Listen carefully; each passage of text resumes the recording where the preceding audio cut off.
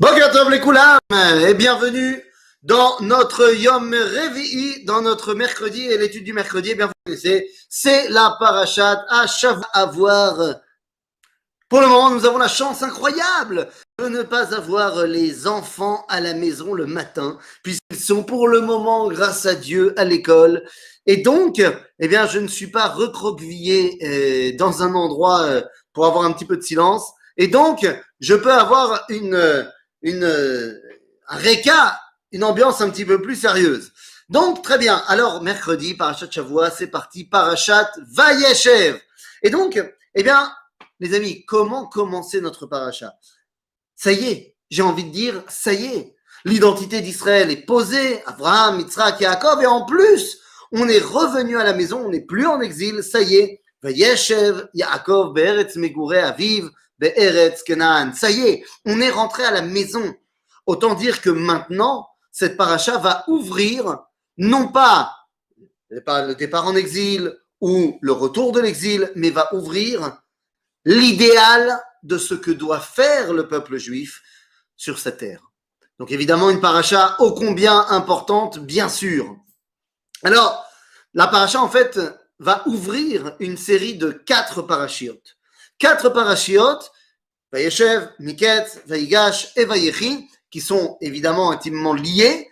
Et j'ai envie de dire que ces 4 parachiotes, en fait, vont avoir chacune un rôle dans ce grand feuilleton qui s'appelle Am Israël.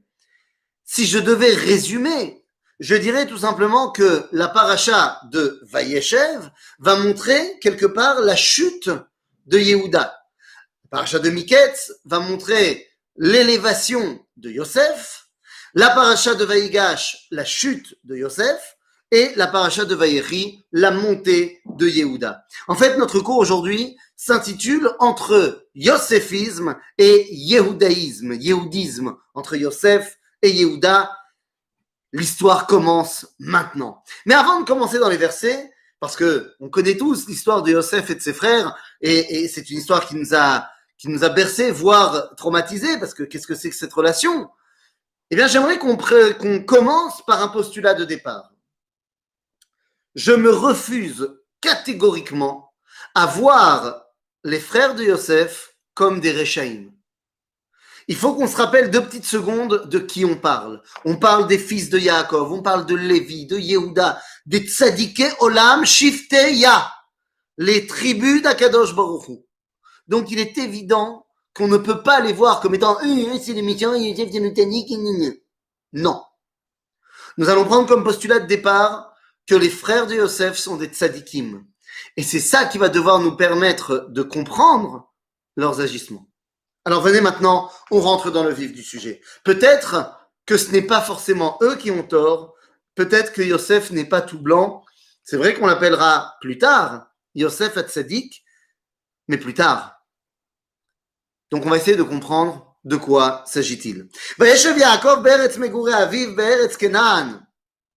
Et là tout de suite, ça nous saute à l'esprit. Et comment comprendre que les engendrements de Yaakov se limitent à Yosef? Eh bien 2 secondes, viens, on y vient. 2 secondes. Ok? Vayeshev Yaakov be'eretz Mitzrayim, be'eretz, voilà, tu vois, tu m'as perturbé. Vayeshev Yaakov be'eretz megurei aviv be'eretz Kenaan. Et là, tout de suite, on a un problème. Yaakov Yoshev dans l'endroit où ses pères étaient Guérim. Ah, ça c'est bien. C'est-à-dire que enfin, Yaakov est un Toshav Baaretz. Il est patron à la maison. Alors ça c'est super. Mais le problème, c'est que ce n'est que on va dire, une façade. Car en vérité, il n'a pas encore conquis la terre d'Israël. Certes, il a conquis Shrem, mais pas encore le reste. Et donc, nous dire Srazal, Bikesh Yaakov Leshev Beshalva, genre comme si tu avais terminé ton boulot. Miyad Kafat Salav Rugzo Shel Yosef. Tu crois quoi? Tu crois que ça y est, t'es rentré à la maison, tu t'es fait un petit lopin de terre, un petit bête à midrash tranquille? Chas Shalom. Le but du jeu, c'est d'imposer une réalité nouvelle, c'est-à-dire de créer un peuple avec une fonction politique qui peut intervenir dans le monde entier. Pour l'instant, Yaakov, certes, est rentré chez lui, certes, s'est fait un petit chez lui, mais ne veut pas prendre la direction politique de la région. Il va donc falloir que ça passe par la génération suivante. Ele toldot Yaakov Yosef. Il pensait en avoir fini avec les morceaux, tu as raison, et il s'est trompé. Ele toldot Yaakov Yosef. Ah, bah, Ele toldot Yaakov, pourquoi est-ce qu'on ne dit pas Reuven, Shimon, Lévi, Yehuda? Eh bien, de la même façon que lorsqu'on va te dire Ele Toledot Shamaim Va'aretz Be'i Bar'am, on va te dire Al Tikra Be'i Bar'am, ne lis pas Be'i Bar'am, voici les engendrements de la terre, du ciel et de la terre, et dans leur création, ne lis pas dans leur création, et là Be'Avraham, c'est-à-dire à ce moment-là de l'histoire, quelle est la personne pour qui l'engendrement de la création est utile, vaut le coup? Eh bien, c'est pour Abraham. Ici, Ele Toldot Yaakov Yosef. Il semblerait que, à ce moment donné de l'histoire, eh bien, celui qui va continuer l'idéal de Yaakov, celui qui va prendre les rênes de la famille d'Israël dans un premier temps, eh bien, il semblerait que ce soit bel et bien Yosef. Et c'est pour ça que c'est lui qui est mis en valeur. Pourtant, elle est Toldot Yaakov Yosef, et on nous dit Ben 17 shana aya roe et echav batzon, ve'u na'ar et bene bil'a et bene zilpan she'aviv. On nous dit que Yosef a 17 ans. Pourquoi pas, j'ai envie de te dire. Mais le problème, c'est qu'on ne nous donne jamais l'âge d'aucun des autres protagonistes. Le fait qu'on nous donne l'âge de personne, à part Yosef, veut nous montrer que son âge, à ce moment-là, est important. Qu'est-ce que ça nous apprend, son âge? Eh bien, il a 17 ans. Ça veut dire qu'il n'a pas encore 18 ans. Alors, vous allez me dire, oui, très chacham. Oui, pas très intelligent ce que je viens de dire. Et pourtant, si. Nous dit la Mishnah dans Masechet Avot, Ben Shmona Esre la Choupa. C'est à 18 ans que tu peux commencer à prendre tes responsabilités par rapport à la vie, par rapport à donner la vie.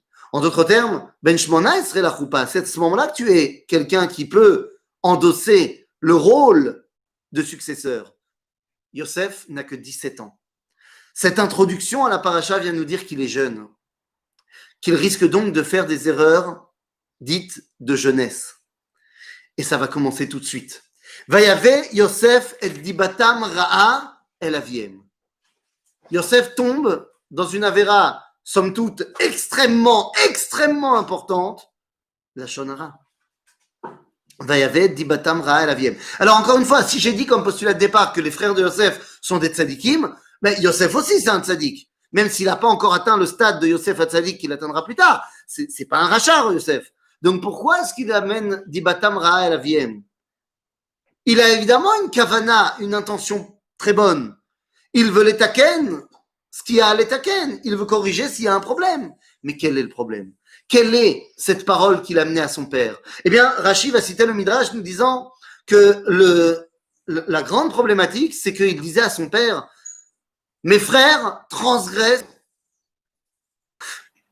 Nous. Allô? Shalom. Voilà, la connexion est revenue. Merci beaucoup. Donc, je disais, Yosef, comment peut-il, lui, penser que les Bnei Israël sont des Rechaïm? Quoi, Bémet? Ils mangent Ever Minachai? C'est pas possible. C'est impossible de penser cela. Alors, qu'est-ce qui se passe? Eh bien, en fait, quand on regarde bien dans le Midrash, on voit ce qui se passait. Les Bnei Israël, donc les enfants de Yaakov, quand ils avaient faim, prenaient un animal, lui faisaient évidemment une bonne petite shrita comme il faut, et là, ils mangeaient directement. Cash, direct, carpaccio, sans attendre rien du tout, sans cuire la viande, rien, direct. Mais à ce moment-là, qu'est-ce qui se passe? Eh bien, à ce moment-là, l'animal continue à bouger. Tu lui as fait la shrita, et pourtant l'animal continue à bouger. Ce sont des tremblements nerveux, ça fait un peu de... Et ça bouge comme ça, un bovin, ça peut bouger pendant à peu près 10 minutes, un quart d'heure, après que tu lui aies fait la shrita. C'est les tremblements nerveux. On appelle ça en hébreu pirkus. Aval, vous allez me dire, mais qu'est-ce qui se passe? Pourquoi ça nous intéresse ton histoire de pirkus? Eh bien, je vais vous dire. Parce que la halakha est différente entre Bnei Israël et Bnei Noach. Pour les Bnei Israël, à partir de quand l'animal est comestible? La shrita. Tu as fait la shrita, tu as vérifié que la shrita était bonne, boum, c'est comestible. Alors tu dois enlever le sang, tout ça, mais c'est comestible directement. Si par exemple, j'ai fait ma shrita et direct, je me suis coupé un petit morceau de viande crue, je l'ai nettoyé, j'ai enlevé le sang, ça m'a pris quoi? 1 minute? Eh bien, je peux manger mon petit morceau de viande crue, petit carpaccio. Aval benen noach, pour que la viande soit consommable, il faut attendre la fin du pirkous. Lorsque les béné Israël font la shrita et mangent directement, et qu'on voit l'animal encore bouger comme ça, tremblement, ce n'est pas stam, parce que c'est pas très bon le carpaccio, hein, soyons honnêtes, un barbecue c'est meilleur. Mais pourquoi ils font ça? Eh bien, ils font ça pour montrer que d'après eux, ça y est. Ah, j'y viens. Bien sûr que Yosef connaît la halakha. Tu dis Yosef ne le sait pas, bien sûr, mais c'est ce que je suis en train d'expliquer. Lorsqu'ils font cela, eh bien, ils veulent montrer que ça y est, ils ne sont plus des Bnei Noach, ils font maintenant partie intégrante, ils sont Am Israël. Et donc, la halakha, elle est celle du Shulchan Aruch, elle n'est pas celle des Bnei Noach. Yosef, eh bien, Yosef pense qu'ils sont encore des Bnei Noach, qu'ils ne sont pas encore l'identité d'Israël. Pourquoi? Parce qu'ils n'ont pas pris possession de la terre d'Israël. C'est une marloquette entre Yosef et ses frères de savoir est-ce que non. Alors la question de savoir est-ce que l'identité d'Israël est en place, ça c'est plus une question. Oui, mais est-ce qu'on peut se comporter comme tel? Est-ce qu'on est apte maintenant à agir en tant que peuple d'Israël, ou est-ce qu'on doit encore se comporter comme étant fils de Yaakov et donc Bnei Noach?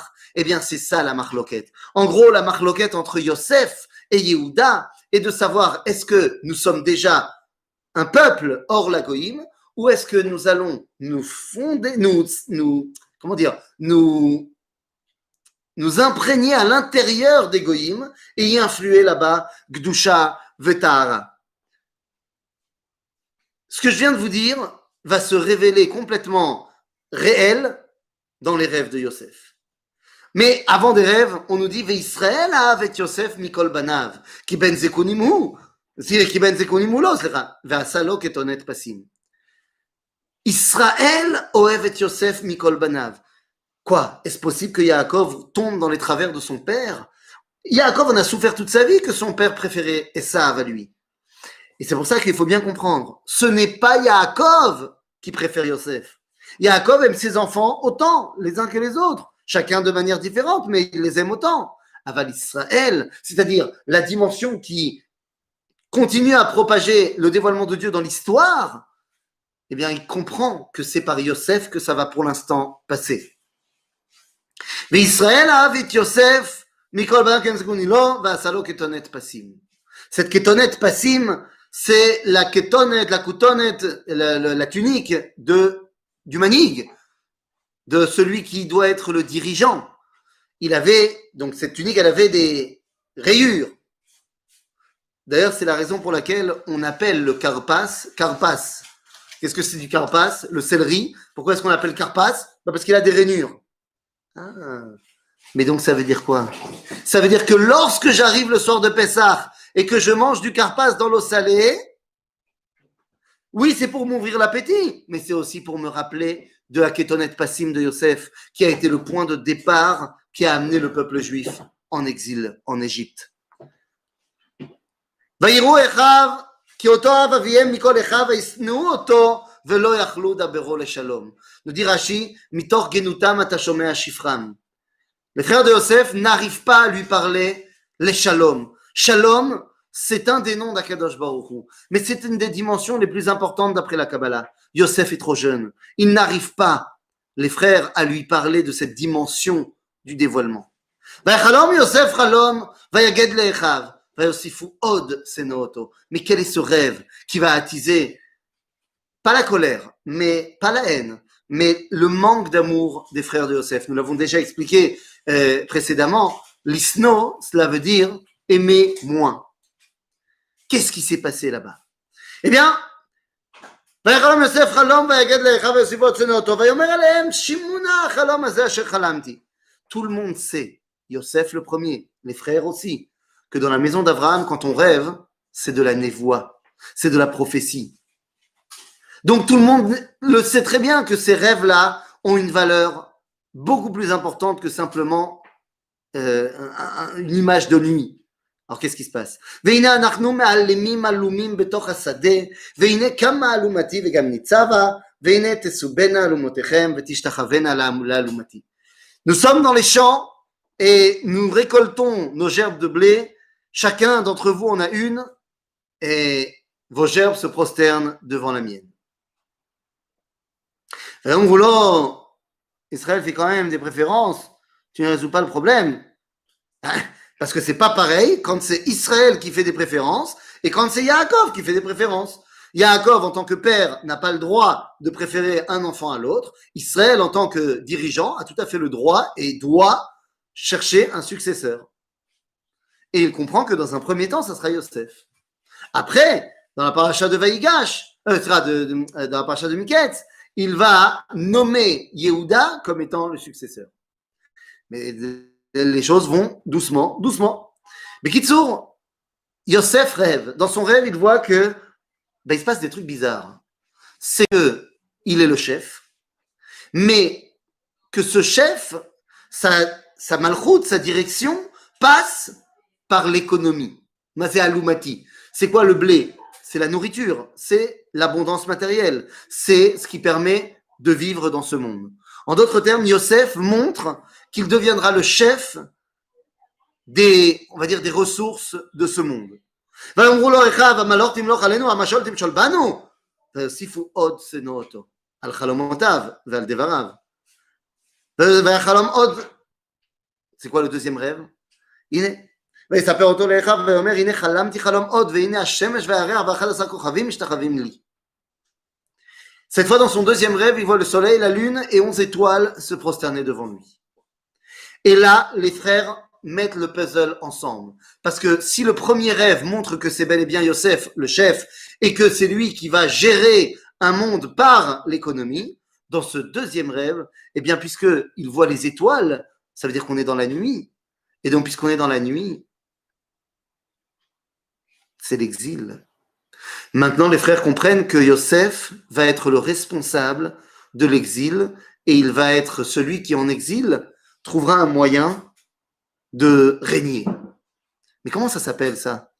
Que Yosef veuille emmener tout le peuple juif en exil, d'après son rêve. Mais on n'a pas le droit de faire ça. C'est din rodef. Quelqu'un qui serait responsable de l'envoi de tout le peuple juif en exil, il est chayav mita. Vous allez me dire, quelqu'un qui fait du lashon hara, bichlal, il est chayav mita aussi. Et voilà ce qui se passe. ויספר על אביו ואל אחיו ויגר בו אביו ויאמר לו מה החלום הזה אשר חלמת בוא נבוא אני ואמך ואחיך להשתחוות לך ארצה. Yaakov il entend le deuxième rêve et uniquement le deuxième et il dit mais comment est-ce possible? Quoi, ton père, ta mère, moi et tes frères on va se prosterner devant toi? Le grand de Vilna il dit que Yaakov il a un problème parce qu'il dit comment tu peux dire que le soleil et la lune ça peut pas être ton père et ta mère parce que ta mère est morte. Alors nous dit le grand de Vilna, puis à Kabbalah, qu'en fait, le problème de Yaakov, c'est mais qui t'a dit, Yosef, que le soleil et la lune, c'est moi? En d'autres termes, qui t'a expliqué cette dimension que des fois je suis lune, c'est l'exil, et des fois je suis soleil? Je ne te l'ai pas encore expliqué, d'où tu le sais? Pourquoi Aviv Shamar et Adavar? Parce que tout le monde sait que c'est de la névoie. Donc on veut voir, comme dit Rashi, comment les choses vont se dévoiler. Donc les 12 tribus ne sont pas égaux. Alex, arrête de t'exciter avec l'égalité. Elles sont égaux dans tout ce que tu veux, mais il y a quand même un dirigeant. Ça veut rien dire. Il y a un Bechor, il y a un mec qui prend les rênes. Ça veut pas dire que on méprise les autres. Mais dans toutes les familles, il y a un successeur. C'est pas un chidouche. Pourquoi Bishrem? C'est chez eux. Yomer Israël el Yosef. Donc c'est pas Yaakov qui parle, c'est Israël. Halo achecha roim bishrem lecha veshlachacha alehem. Vayomer lo ineni. Yosef comprend qu'il doit être le successeur d'Israël. Il se donc dans la lignée de ceux qui ont dit ineni, comme Abraham. Vayomer lo lech nare et shlom achecha vet shlom atzon ve'ashiveni davar. Vashlichenu zera be'emek Revron vayavo shechema. Va voir tes frères et va faire la paix avec eux. réunit le peuple juif. Ve'ashiveni davar. Agave, c'est l'une des raisons pour lesquelles, eh bien, Yosef, quand il sera plus tard vice-roi d'Égypte, pourquoi est-ce qu'il n'envoie pas un mail, un WhatsApp à son père pour lui dire salut, je vais bien? La réponse est simple. Son père lui a dit fais la paix avec tes frères et ensuite tu m'envoies un message. Donc tant qu'il n'a pas fait la paix avec ses frères, il n'envoie pas de message à son père. Il respecte ce que son père il a dit. וימצאו איש והנה טועה בשדה וישאלהו האיש לאמור מה תבקש. האיש הזה, dit Chazal, c'est Amalach Gavriel. C'est qu'on est en train, mais c'est Gavriel. Amalach Gavriel, c'est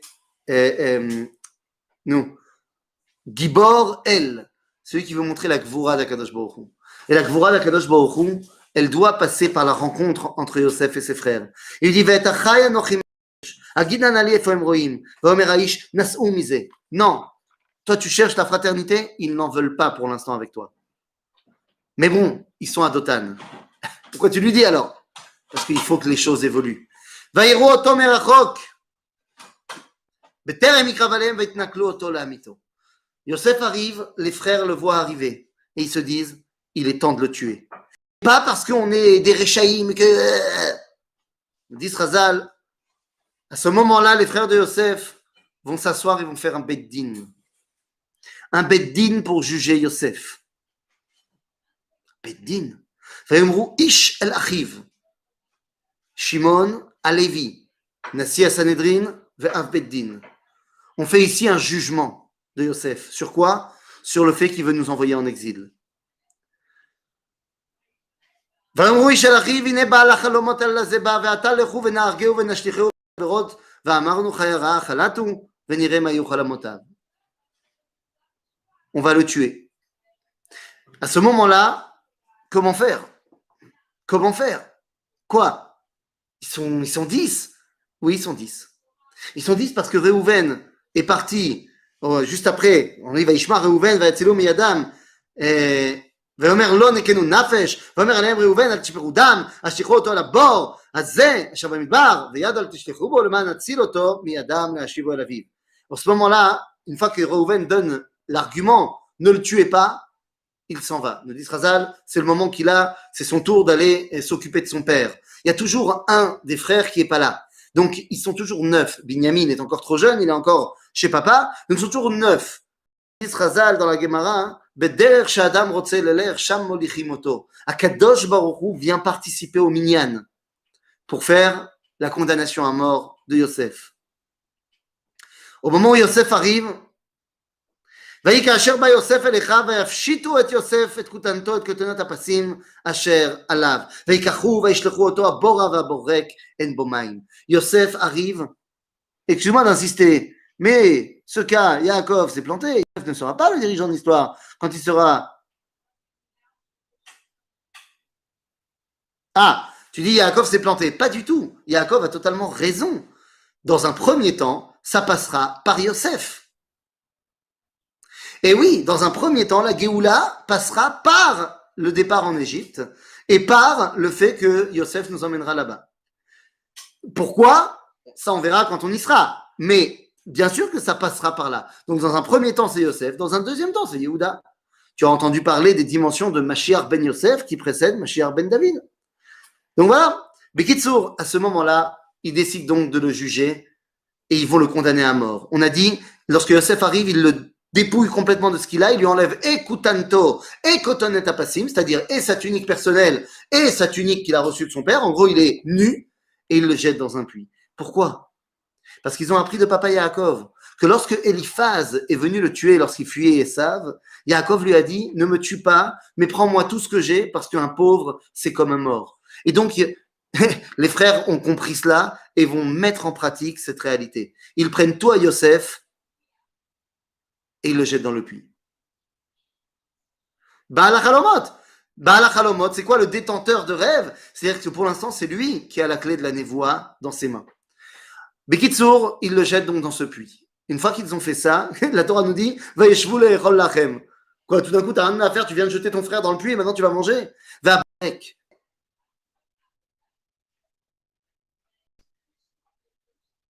C'est pour nous montrer qu'ils ne veulent pas le tuer. Parce le jette dans un puits plein d'eau, il va se noyer. Non. Mais les puits d'Eretz Israël, c'est des puits qui sont de 2-3 mètres de hauteur. Tu tombes dedans, tu meurs pas. Donc le but du jeu, c'est pas de le tuer, mais de faire Keilou, on l'a tué. Parce qu'ils savent très bien que la prophétie, elle doit se réaliser. Alors, Makara, ils viennent de réaliser la sentence. Est-ce que Bémet, c'est le moment d'aller me faire un petit shawarma? C'est la halakha. Lorsque un beddin il condamne quelqu'un à mort, il n'a pas le droit de manger entre le moment de la prononciation de la sentence et de l'exécution de la sentence. Par contre, après, c'est mitzvah. Donc là, ils viennent d'exécuter la sentence, mitzvah veishvu lecholachem. Par contre, il est évident qu'ils ne sont pas assis juste à côté du puits, parce que je peux t'assurer que Yosef, il est en disant « Ah, aidez-moi, aidez-moi !» Et là, regardez ce qui se passe. C'est incroyable. Ils sont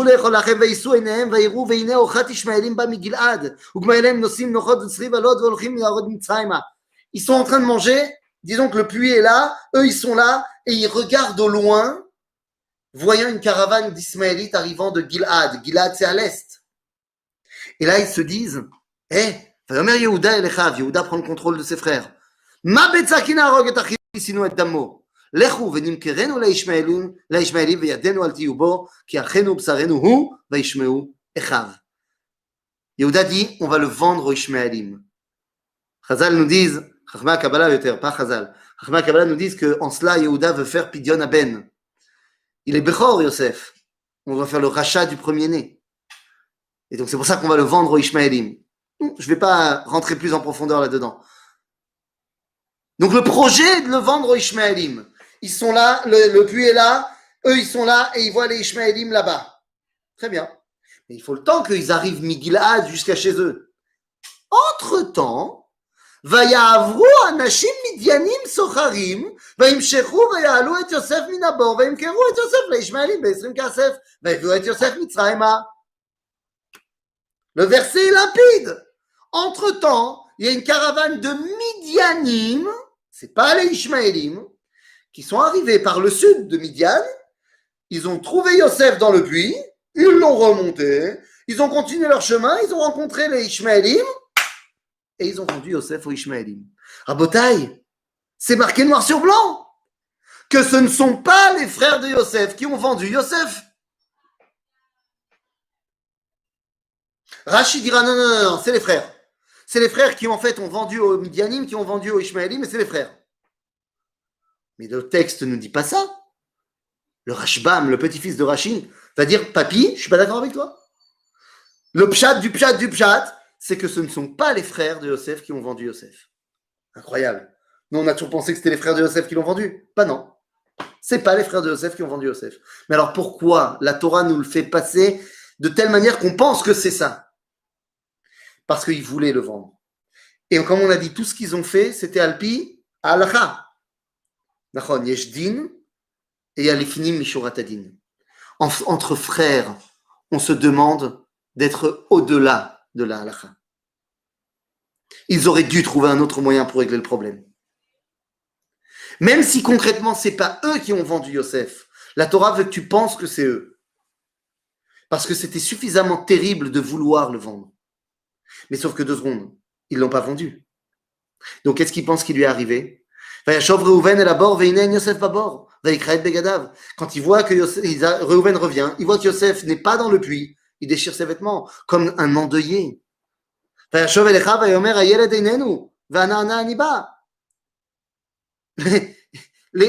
fils n'est plus là, le jeune n'est plus là, il n'est pas là. Et vous savez ce qui se passe avec les frères? Béhémet, ils pensent que Béhémet, il n'est plus là. Les frères de Yosef ne savent pas ce qui est arrivé à Yosef. Ils l'avaient laissé là, ils avaient prévu de venir le chercher pour le vendre, et quand ils sont arrivés, il n'était plus là. Qu'est-ce qu'ils pensent, les frères? Béhémet, ils pensent que Chayara Khalatou. D'où je le sais? Parce que beaucoup plus tard, quand ils seront en prison chez Yosef, en Égypte, ils diront que c'est à cause de ce qu'ils ont fait à leurs frères, que ça leur arrive aussi d'être en prison, et ils disent « Veine Damo Nidrash ». Damo Nidrash, cette formulation, son sang est demandé par Dieu, eh bien c'est la formulation que Dieu utilise dans la paracha de Noach pour dire si jamais il y a un animal qui tue un homme. Damo Nidrash. Les frères pensent Béhémet qu'il y a un animal qui est rentré dans le puits, qui a bouffé Yosef. Vous allez me dire, oh, c'est pas possible, il aurait vu rentrer. Non. Les puits en Eretz Israël, c'est pas les puits que tu as vus dans les films en France. C'est pas un gros trou, un gros cylindre et tu fais. Non. Les puits en Israël, il y a un trou pour mettre le seau et aller chercher de l'eau. Mais c'est pas par ce trou-là que l'eau se remplit. L'eau se remplit par plein de galeries qui sont sur les côtés du puits. Le puits est en contrebas et l'eau coule dans le puits. Et ces trous-là, ces galeries-là sont trop petites pour qu'un homme y passe, a priori. Mais il y a plein d'animaux qui peuvent y passer. Donc ils pensent bémet que Yosef a été tué par un animal. Et ils viennent voir Yaakov en lui disant, alors ils vont mettre un petit peu en scène, en montrant la ketonnette passim dans le sang. C'est vrai que ça, ils l'ont mis en scène, mais c'était pour faire moins de mal à Yaakov, ce qu'il pensait du moins. À ce moment-là, à 17 ans, avait-il les mêmes mitzvot négatives? Quelles mitzvot? Je ne vois pas de quoi tu parles. Bekitsour, à ce moment-là, Yaakov pense béhémet que Tarov Toraf Yosef. Yaakov pense que Yosef. Les frères pensent que Yosef est mort. Yosef sait qu'il n'est pas mort et sait qu'il vient d'être vendu en Égypte. À ce moment-là, commence à s'installer le plus grand quiproquo de l'histoire. La scission entre Yosef et Yehuda est au top du top. Yehuda pense que son frère est mort. Yosef pense que son frère l'a condamné à l'esclavage. La famille d'Israël, qui a mis tant de mal à exister, est divisée. Yehuda va prendre tout le poids de la responsabilité de cette division. Va yered Yehuda me'etechav. Yehuda part, s'exile lui-même, parce qu'il pense qu'il y a eu ici, quoi? Hariga Beshogeg. Il pense qu'il y a eu un meurtre par inadvertance. Il dit, c'est de ma faute, c'est moi qui l'ai mis dans le puits. Et donc, ok, c'est pas moi qui l'ai tué, c'est une bête féroce, mais c'est un peu de ma faute. C'est Beshogeg. Celui qui a tué quelqu'un, Beshogeg, il est Chayav Galout. Et donc, Yehuda part en exil. Ce quiproquo va nous emmener, en fait, à la réalisation de la prophétie. En fait, à nous de voir Yosef arriver en Égypte et de là commencer à mettre en place son idéologie. Mais tout cela, eh bien, on approfondira la semaine prochaine. Shabbat Shalom, les Koulam. Merci d'avoir visionné cette vidéo. Je vous invite à vous abonner à notre chaîne InMode pour plus de replays, de conférences, de cours, d'interviews. Cliquez sur le bouton juste ici et vous êtes abonné à l'InMode. À très bientôt.